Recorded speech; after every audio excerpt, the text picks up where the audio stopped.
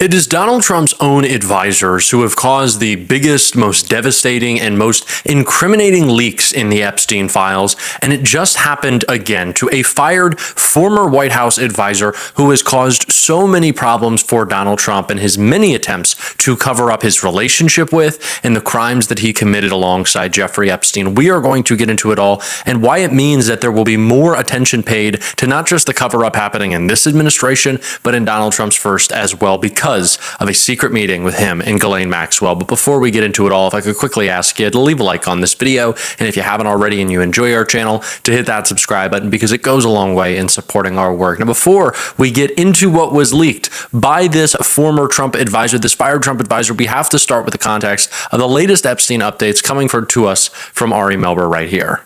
Thousands of new pages past the deadline. We've covered the illegal cover-up since most documents have not been met by the deadline. But what we have now are new emails, investigator notes, new witness accounts, as well as material that goes well beyond some of what was in the DOJ's first release.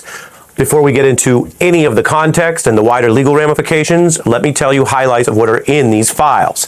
New flight records, newly revealed prosecutor notes, documentation of Donald Trump traveling with Epstein to a degree that even the people inside the DOJ at the time, people with knowledge of the case, found to be a, quote, surprise. More jet travel with Epstein than they knew at the time.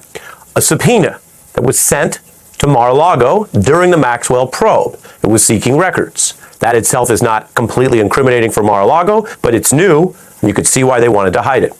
Here's a Washington Post headline on what is now another day of Epstein file dumps. Quote, second batch of Epstein files with many mentions of Trump. Here's a conservative paper, The Examiner, that says some of the new files include Trump's name, which is putting it mildly, or Mediaite, which is read widely in East Coast media circles, the 5 most shocking Trump mentions in the latest batch of Epstein docs. This is shaking up D.C. Overnight, under pressure, the Department of Justice releasing thousands more Jeffrey Epstein files, the most substantial dump of documents so far. Tips about President Trump's degree of involvement with Jeffrey Epstein. Then this email mentioning President Trump from a federal prosecutor. On a flight that Trump and Epstein were on? A flight that Trump and Epstein were on. Would be 2 possible witnesses in a Maxwell case? In a Maxwell criminal case. This group includes an awful lot of references to Trump in the paperwork.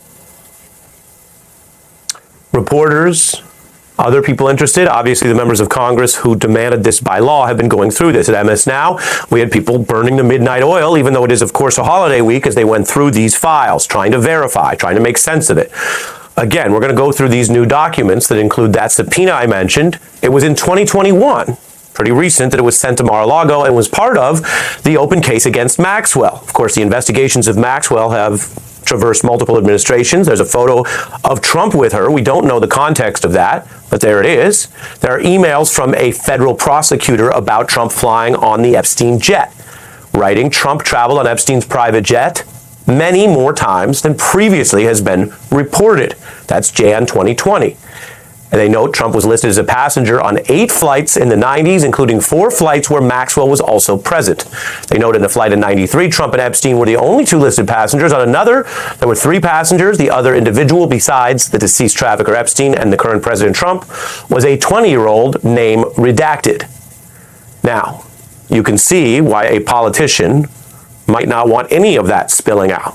On the other hand, those pieces of evidence, those references, do not in themselves implicate Donald Trump in a crime or wrongdoing. And that's important to note, given all the interest in some of the salacious details here. The files also have a letter that is purported to have been written by Epstein, so it's in these files, to a serial sex abuser, Larry Nassar. I want to tell you tonight, Trump's DOJ says that while the letter was in the files, right, the letters and emails in the... This has been a failed cover-up attempt after a failed cover-up attempt after a failed cover-up attempt. And so much of it is because of the incompetent people that Donald Trump has surrounded himself with. It's almost comical at this point. Sure, he put stupid people around him because stupid people would bend to his will. But I guess he never realized he might actually need them to do their jobs. The job of Pam Bondi is not to make sure that she is being an independent and fair attorney general who is overseeing the laws. No. Pam Bondi works for Donald Trump. But he never thought that she would have an actual job to do. He always thought that it would just be Fox News hits and yelling about Joe Biden in the auto pen or whatever Pam Bondi was going to be complaining about. But she has failed him. And it's not the only person in Donald Trump's administration who has failed him, which is why this leak is going public. A new Epstein leak reveals this photo of Donald Trump and Ghislaine Maxwell that was found on Steve Bannon's cell phone. Of course, Steve Bannon, who worked in the first Trump White House, should be made public. A photo in an email that reads, "I hope you're well. I'm helping out with the responsiveness review for the WBTW, and I've been looking through Steve Bannon's iPhone 7. As I was going through the images on that phone, I found an image of Trump and Ghislaine Maxwell on Bannon's phone." So Donald Trump's former advisor in the White House in his first term on his iPhone 7 had a photo of Donald Trump and Ghislaine Maxwell that has been redacted from the Epstein files. Now why? How could that happen? Besides the fact that there is a large-scale cover-up designed to strictly protect Donald Trump, why would that happen? Let's take the idea that Trump is being protected out of this, right? Of course, that's imbecilic to suggest that this isn't a cover-up for Trump. But let's just separate that. The DOJ has told us that they are only redacting images, that they are only making sure that they are focused on the victims. That's it. Focused on the victims is what Pam Bondi wants you to believe, what Todd Blanche wants you to believe. So a photo of Ghislaine Maxwell and Donald Trump that Steve Bannon had was redacted from the Epstein files. For what reason? Well, victims. That's what Pam Bondi told us. So there's a photo with Donald Trump and Ghislaine Maxwell and one of Epstein's victims, Maxwell's victims, Trump's victims. We don't know. But why I think it is so important that we talk about Ghislaine Maxwell and Donald Trump's relationship more is because Ghislaine Maxwell, to many, is viewed as someone who is kind of just Epstein's right-hand woman, that she was there, but that's kind of the extent of the thought about her. But one, she is a criminal herself, and she abused these children herself as well. She wasn't just, over in the corner pushing paper. But the pushing paper doesn't really sell enough of what Ghislaine Maxwell was doing. She was organizing, in many ways, this entire criminal cabal alongside Epstein. And so bumping into Ghislaine Maxwell, as Donald Trump suggests that everyone in Palm Beach did, it didn't just mean that you were at a party with this sick individual, but you were alongside someone coordinating the crimes and the cover-up, which should lead you to believe that Donald Trump and what he wants to cover up is much deeper than just what he did alongside Epstein, but what he did alongside Ghislaine Maxwell. And that was certainly much more, in my opinion at least, having to do with the coordination of these crimes. And that's very, very frightening. And certainly needs to be looked at more, because I think that goes to the cover-up beginning in the first administration. That Donald Trump knew that this wasn't just a couple of photos of Epstein and him, that he was part of this criminal cabal, in many ways more than just participating, but in planning and executing on it. And that's something that needs more attention. And Jamie Raskin is raising these questions as he continues to call out the cover-up that's happening in this clip right here. Congressman, thank you so much for being with us this morning. It's great to see you. Is this a cover-up?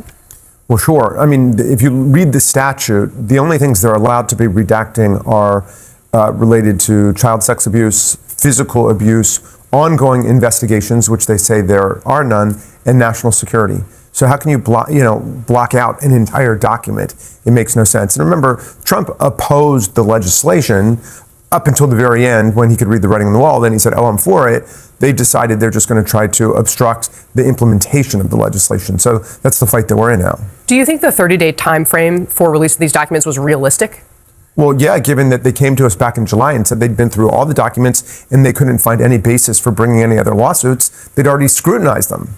What of this do you think falls into the category of protecting victims, and what falls into the category of cover up? Because obviously there is a very strong interest in making sure the victims are protected. Yeah, I'd say probably 0 and 100. They've not shown any deference or respect for the victims at all, for the survivors of this nightmare. And it's all about covering up things that, for whatever reason, Donald Trump doesn't want to go public, either about himself, other members of his family, friends, Jeffrey Epstein, or just the social, business, cultural network that he was involved in for at least a decade, if not longer. So do you think this actions that the Department of Justice are taking on this are specifically designed to protect Donald Trump? What else? I mean, that's their whole business model. In fact, they're trying to reorganize American constitutional jurisprudence and the rule of law around the idea that the entire executive branch serves one guy. That's the unitary executive theory, that this is all about serving whatever Donald Trump wants. So yeah, I can't imagine what other interests they have in mind.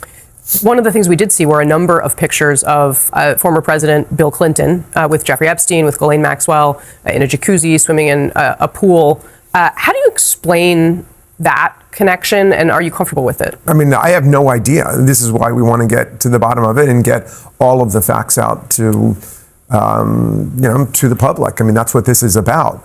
And, look, there are clearly lots of people that are in photographs with Jeffrey Epstein. And in addition to being a child sex predator and an international child sex abuse trafficker, he was very much of a socialite and a sycophant and a panderer to different people. So there's lots of people who've appeared in those contexts, and we shouldn't be covering up for anybody if they were actually involved in criminality. And otherwise, it's embarrassing to people, but the Congress has said we don't want the suppression of materials simply because somebody may be embarrassed. I mean, Bill Clinton has appeared along with Donald Trump, along with Noam Chomsky, and other people from different aspects of our society. But what we're looking at is, how did a global, decades-long, billion-dollar sex ring go undetected? We need to ask all of the questions. Nothing should be off limits, because this administration has given us nothing to trust and everything to question. So we are going to continue to call them out on this show. And if you want to support that, as always, you can hit that subscribe button, leave a like on this video. If you stuck around to the end, drop a blue heart in the comments. Keep on fighting, y'all. Don't let them silence you. And until next time, I'll see you soon.